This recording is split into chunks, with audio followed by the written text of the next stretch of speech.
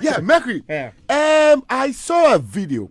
Val Jake, thank you very much for that video.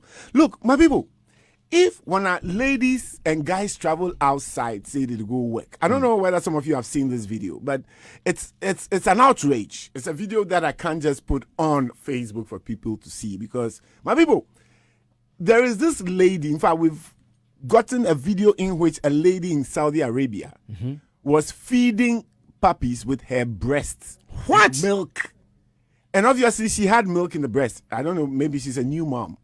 My people, so that is the work that she has. That is the job that she's being paid for, to feed puppies. So she lay down and the puppies were taking their turn. There were about 4 or 5 puppies.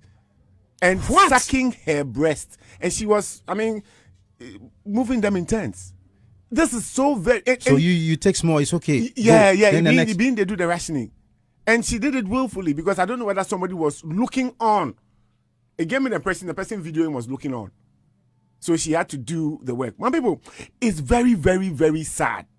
That is why we must make Ghana a place where we can feel proud of and stay here and work.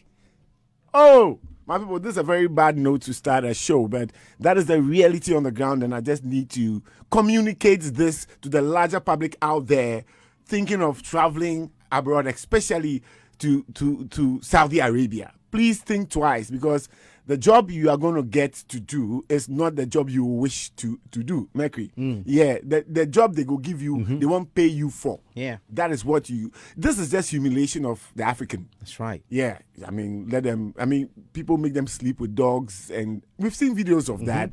Yeah, and now puppies sucking the breast. Anyway,